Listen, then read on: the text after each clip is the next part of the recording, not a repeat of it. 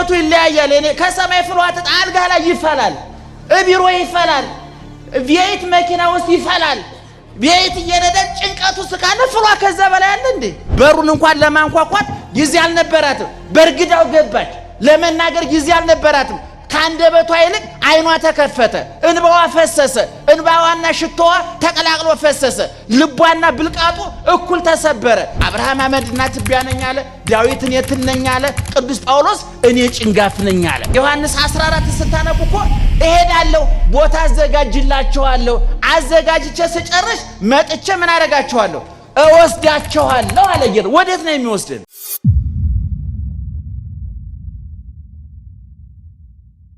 ዳዊት ደጋሚ ማለት ነው። እሺ ድግምት ምንድነው? ድግምት ሲባል ትሰማላችሁ አለ። ድግምት ማለት ደጋሚ ማለት በቤተ ክርስቲያናችን ጸሎተኛና ደጋሚ ይለያያል። አሁን እዚህ ውስጥ ያላችሁ ሰዎች ልትጸልዩ ትችላላችሁ። በደጋሚነት ደረጃ አልደረሳችሁ፣ እኛም አልደረስን። የጥንት አባቶቻችን ደጋሚዎች ናቸው። ምን ማለት ነው? ለምሳሌ አቡነ ዘበሰማያት፣ አቡነ ዘበሰማያት፣ አቡነ ዘበሰማያት ይችን ብቻዋን 12 ጊዜ ይሏታል። ይትቀደስ ስምከ፣ ይትቀደስ ስምከ፣ ይሄን 12 ጊዜ ይሉታል። ስለዚህ ምን አደረጉት ማለት ነው?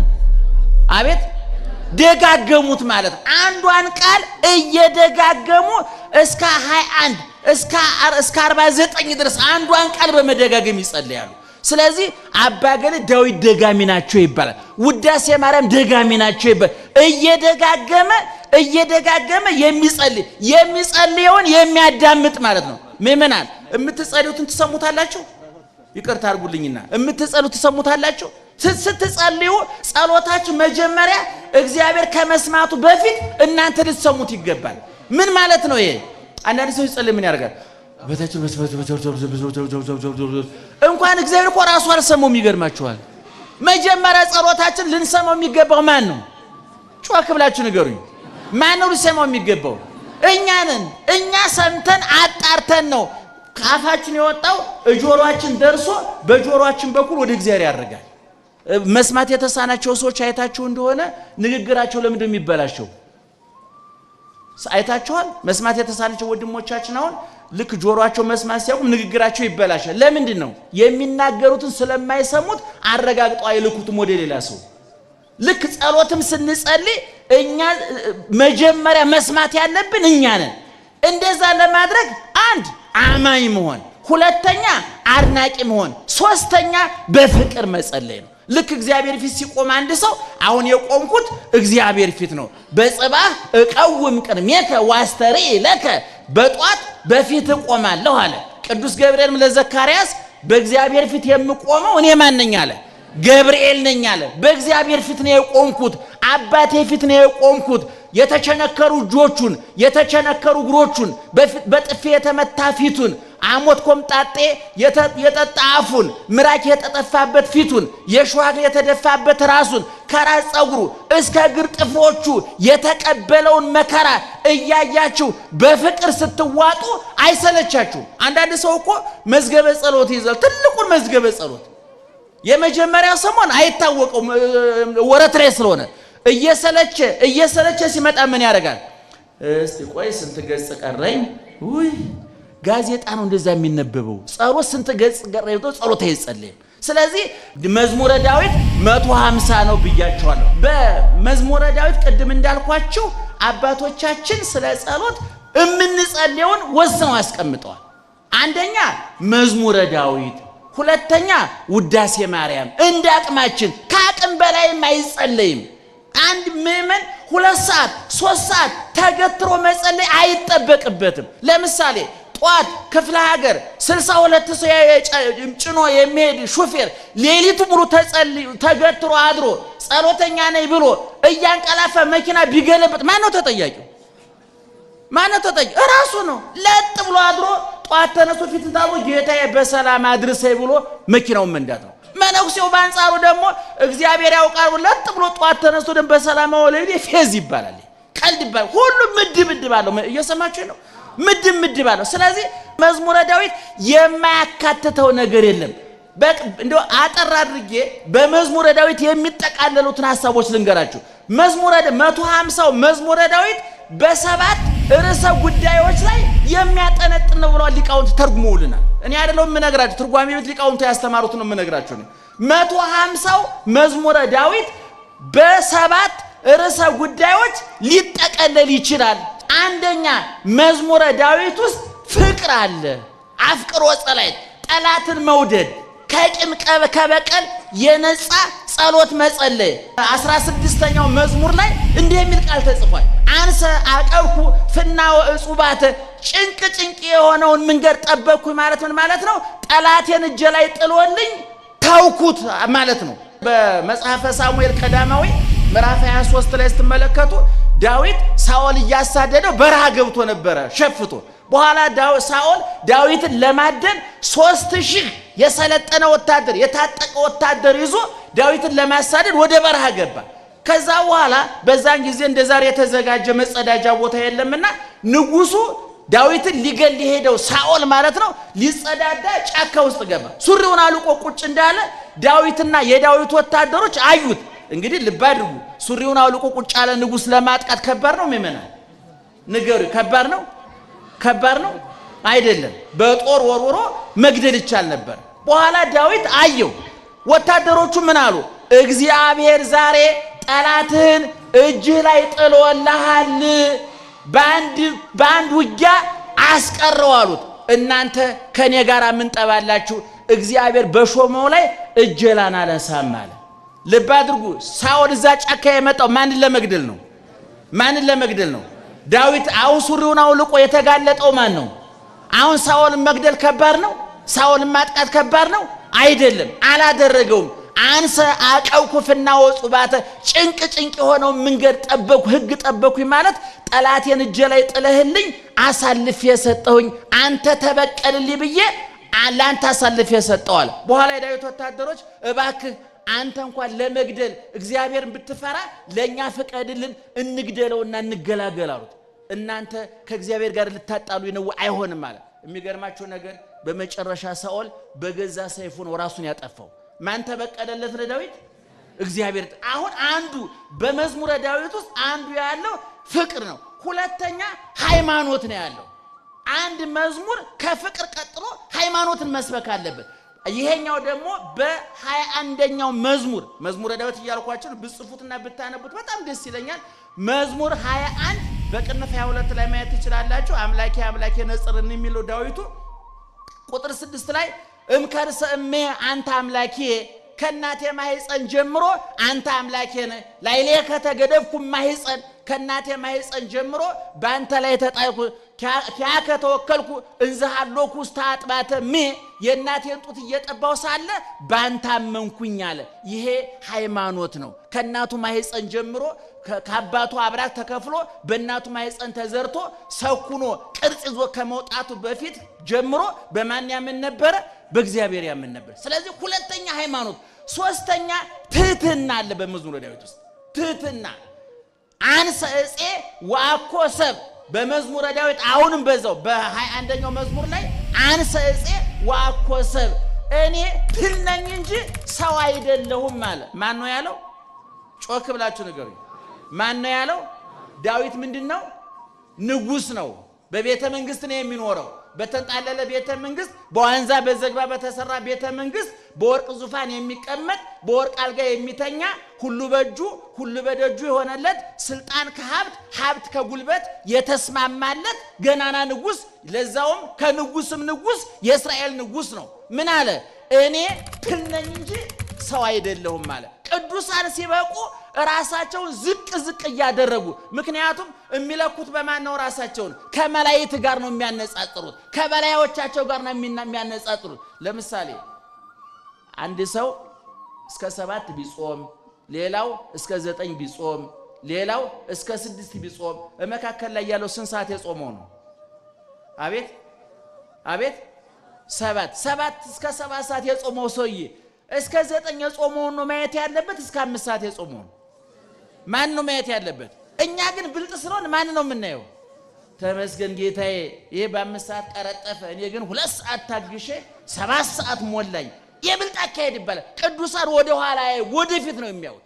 ቅዱሳን ሲበቁ እነ ሚካኤልን እነ ገብርኤልን ረቂቃኑን ስለሚያዩ ትህትና ከትህትና ወደ ትህትና ነው የሚሉ። ቅዱስ ጳውሎስ በቆሮንቶስ 15 ላይ ወዲረ ኩሎሙ አስተራየኒ ሊተኒ ዘመስል ጻይጻ ለተላላቆቹ ሐዋርያት ከተገለጠ ከታየ በኋላ በመጨረሻ ለጭንጋፉ ለኔ ተገለጠልኝ አለ።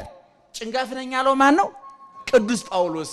ቅዱስ ጳውሎስ ማለት እኮ እስከ ገነት እስከ የመላእክትን ዓለም አይቶ የመጣ በልብሱ ቁራጭ አይን የሚያበራ ድውይ የሚፈውስ ኢየሱስ ክርስቶስ ምርጥ ዕቃ ብሎ የመሰከረለት ኢየሱስ ክርስቶስ የአሕዛብ ብርሃን ብሎ የመሰከረለት የበቃ የነቃ ቅዱስ መናኝ ባህታዊ ነው። ይሄ ሰው ግን ሲናገር ምን አለ? እኔ ከነ ጴጥሮስ አንፃር ከትልልቆቹ ሐዋርያት አንፃር ስለካ እኔ ጭንጋፍ ነኝ አለ። አረ እንደውኝ ምንውኛም በጨነገፍ እንደሱ ከሆነ እውነቱን ለመናገር የታግኝተ ነው። ስለዚህ ዳዊት እኔ ትል ነኝ ሰው አይደለሁም አለ። ቅዱስ ጳውሎስ ደግሞ እኔ ጭንጋፍ ነኝ አለ። አብርሃም ደግሞ ስላሴ ቤቱ ገብተው ቤቱን ባርከውለት የሱን ዘር የሚስቱን ማህፀን ባርከው ይስሐቅን የመሰለ ልጅ አብስረውት ከቤቱ ሲወጡ ምን አለ? እኔ በእግዚአብሔር ፊት ቆም ዘንድ አመድና ትቢያ ነኝ አለ። አያችሁ፣ አብርሃም አመድና ትቢያ ነኝ አለ። ዳዊት እኔ ትል ነኝ አለ። ቅዱስ ጳውሎስ እኔ ጭንጋፍ ነኝ አለ። ቅዱሳን ሲበቁ እነሱ ዝቅ ይላሉ፣ እግዚአብሔር ከፍ ያደርጋቸዋል። እና በመዝሙረ ዳዊት ሶስተኛው ትህትና ነው። አራተኛው ተስፋ ነው። እየሰማችሁ ነው? አራተኛው ተስፋ ነው። ተስፋን መስበክ አለበት አለ። በክርስቲያኖች የኛ ተስፋ ክረምት አልፎ ሲመጣ በጋ፣ ያኛው መንግስት አልፎ ይሄኛው መንግስት ሲመጣ እንደዛ የኛ ተስፋ በመስቀል ላይ ነው። የኛ ተስፋ ከሞት በኋላ ህይወት አለ። መቃብርን ተሻግሮ ትንሣኤ አለ። የዓለም አልፎ አዲስ ዓለም አለ። ሞት፣ ህይወት፣ ረሃብ፣ ጥጋብ፣ ሐዘን፣ ደስታ፣ ትርፍ፣ ኪሳራ፣ ጤንነት፣ በሽታ፣ ሹመት፣ ሽረት፣ ማጣት፣ ማግኘት የማይፈራረቅበት የበላይ የበታች ገፊ ተገፊ ገዥ ተገዥ ሰጭና ነሽ የሌለበት አዲስ ዓለም አለ። ያ ነው ተስፋችን። ሐዋርያው ቅዱስ ጳውሎስ ወተሰፍወሰ ለዘያስተሪ ይኮነ ተስፋ አለ። የሚያየውን ማን ተስፋ ያደርገዋል? ተስፋ የሚባለው የማይታይ ነው። እኛ የሚታየው ዓለም ላይ ቁጭ ብለን የማይታየውን ተስፋ እናደርጋለን አለ። በዚህ ዓለም ቁጭ ብለን ያኛውን ዓለም ተስፋ እናደርጋለን አለ። ሞት አልፎ ህይወት አለ። መቃብርን ተሻግሮ ትንሣኤ አለ። ይህን ዓለም አልፎ አዲስ ዓለም አለ። እዛ እንገባለን። ምእመናን እንደተንከራተት እንደተገፋን እንዳለቀስ እንደተጎሰም እንደተከፋን አንገታችን ተቆርጦ ተንገላጥን አንቀርም። አባታችን ይመጣል፣ ወደ መንግስቱ ይጠቀልለናል። እኔ ሁልጊዜ እላለሁ እኔ አይታየኝም ምእመናን እንኳን ዘወትር ጨለማ ውስጥ መኖር መብራት ሲሄድ ያንገሸግሻል። ነገር ግን ወደ መቃብር ሲወርድ ሁሉም አይነ ስውር ይክበር ይመስገን እግዚአብሔር። አይናማ ሬሳ አለ እንዴ? አለም እናንተ ሰፈር አለ አይናማ ሬሳ አለ? እነዚህ የስም የሰዋዕታት ጠቅላላ እኮ ከእናታችን ማህፀን ስንወጣ ኦን ይደረጋሉ። ወደ መቃብር ስንወርድስ ኦፍ ስራቸውን ጨርሰዋል። አሁን የእናንተ እኔ ኳስ ፊልም ሲያየ ነበረው ወደ መቃብር ሲወጣ ኦፍ ይደረጋል። ምክንያቱም በሰማይ ኳስ የለም፣ ፊልም የለም፣ ቲያትር የለም። እዛ ቅድስና ነው ያለው፣ እዛ ፎይታ ነው ያለው፣ እዛ ሰላም ነው ያለው፣ እዛ በረከት ነው ያለው፣ እዛ ጸጥታ ነው ያለው፣ እዛ የማይዳሰስ እጅግ ማንም ሊቀማን የማይችል ዘላለማዊ ሰላም አለ። ብዙ ጊዜ ስለቶቻችሁ ሁሉ ስጋዊ ነገር ላይ ያተኩራል። አሁን ንግስ ሲሆን አዳምጡ። አንዳንድ ጊዜ ምእመናን ይመጡና እንደው መቤቴን እንደው አንድ ክፍል ኮንዶሚኒየም ጠይቂያት ነበር በቀደም ሰጣኛለች 2000 ብር መጥቻለሁ ይላሉ። እንደው ቦሎ እግዚአብሔር የተሰቀለውኛ ኮንዶሚኒየም ሊደርሰን አይደለም። እውነቴን ማርያምን ከልቤ ነው የምላችሁ። እንደው ልጅ ለምኜ ነበር አሜሪካ ገባች። አሜሪካ ቪዛ የሚያስ የክርስቶስ ደም አያስፈልገውም። ብትሄድም ጥሩ ብትቀርም ጥሩ ምን ቁም ነገር አለው? እግዚአብሔር የተሰቀለው ገነት ሊያስገባን ነው። እግዚአብሔር የተሰቀለው መንግስተ ሰማይ ሊያስገባን ነው። እግዚአብሔር የተሰቀለው መጽካይበ ወነሳክሙ ምንድነው? ዮሐንስ 14 ስታነቡ እኮ እሄዳለሁ ቦታ አዘጋጅላችኋለሁ፣ አዘጋጅቼ ስጨርስ መጥቼ ምን አደርጋችኋለሁ? እወስዳችኋለሁ አለ ጌታ። ወዴት ነው የሚወስደን? እስኪ ወዴት ነው የሚወስደን? ወደ አሜሪካ? ወደ አውሮፓ? ምናልባት እኔ ከዚህ በፊት አንድ ሰው ጠይቆኝ ነበር። እዛ ሄጄ እንደው በሰዶም በገሞራ እግዚአብሔር እሳት አዘነበ፣ አሁን ለምንድነው እሳት ያላዘነበው እንዴት ታገሳለ?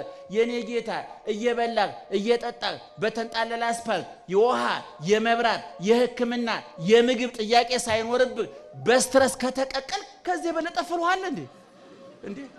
ፍልውሃ አይነቱ ይለያያል። እኔ ከሰማይ ፍልውሃ አልጋ ላይ ይፈላል፣ ቢሮ ይፈላል፣ ቤት መኪና ውስጥ ይፈላል። ቤት እየነዳ ጭንቀቱ ስካለ ፍልውሃ ከዛ በላይ አለ እንዴ? እንደው እነሱ ተቀቀሉ ተገላገሉ። እነሱ በየቀኑ እየተቀቀለ አይደል? አልጋው ላይ በየቢሮ እየተቀቀለ አይደል እንዴ? በየመስሪያ ቤቱ እየተቀቀለ በጭንቀት የሚቀቀል ቢሊዮን ብር አከማሽቶ በጭንቀት የሚቀቀል ስንት ሰው አለ አይደል? ከሰማይ ያልተቀደደ ውሃ የፈሰሰበት።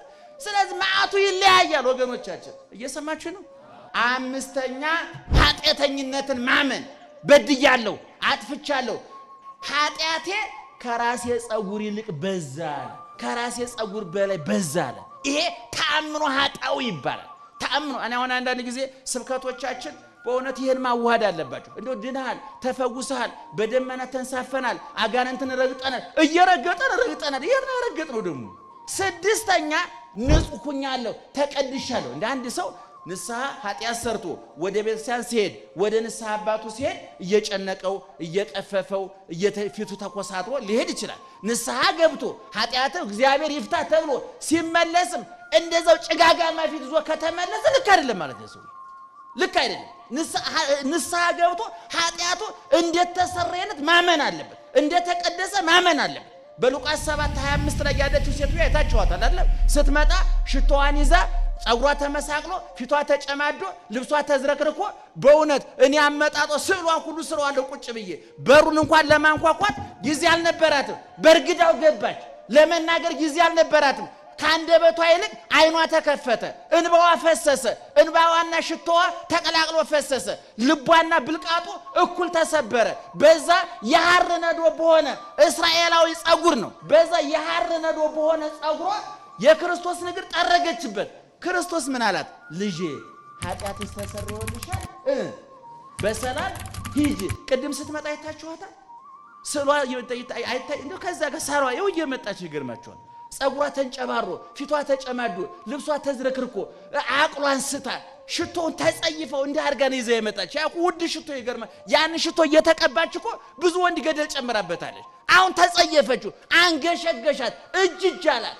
ከዛ በኋላ ስትወጣ ግን ፊቷ አብርቶ ተለውጣ ተቀይራ ታዲሳ ዛሬኛ ለትምህርት እንዲመቸን የተዘጋ ፋይሏን እያገላበጥ ዘመዋን እንላታለን እንጂ ዛሬ በገነት ከነ አብርሃም ከነ ይስሐቅ ከነ ያዕቆብ ከነ ቅዱስ ገብርኤል ከነ ቅዱስ ሚካኤል ጋር እየዘመረች ነው ያለችው። ታጥባ ተቀድሳ ተለውጣ አዲስ ሴት ሆናለች። ስለዚህ ኃጢአተኝነትን ማመን ተገቢ ነው፣ ይቅርታን ማመን ተገቢ ነው። ሰባተኛ ምጽዋትን መስበክ አለበት፣ መረዳዳትን መስበክ አለበት። ገንዘቡን የሚያመልክ ሀብቱን የሚያመልክ ሰው እንዳይኖር ዕውቀቱን ገንዘቡን ጊዜውን የሚመጸውት ሰው እንዲኖር መዝሙረ ዳዊት ይመክራል። ስለዚህ መዝሙረ ዳዊት ቀላል እንዳይመስላችሁ። እነ ሰባት ነገሮች ብቻ አይደሉም። እኛው ጊዜ ስለሚያጠን እንቁረጠው እንጂ ስለ እመቤታችን፣ ስለ ጻድቃን፣ ስለ መላእክት፣ ስለ ቅዱሳን፣ ስለዚህ ዓለም ከንቱነት፣ ስለ መንግስተ ሰማያት ዘላለማዊነት፣ ስለ ጋብቻ፣ ስለ ልጅነት፣ ስለ ሁሉም ነገር ዳዊት ንብ ነው። አበባውን ሁሉ ቀስሞ ማር አድርጎ የሚጣፍጥ ቃል አድርጎ የሰጠ ሰው ነው። ስለዚህ ቅድም የጠቀስነው ቃል የወጣው ከምንድነው ብያቸዋለሁ? ከመዝሙረ ዳዊት ነው።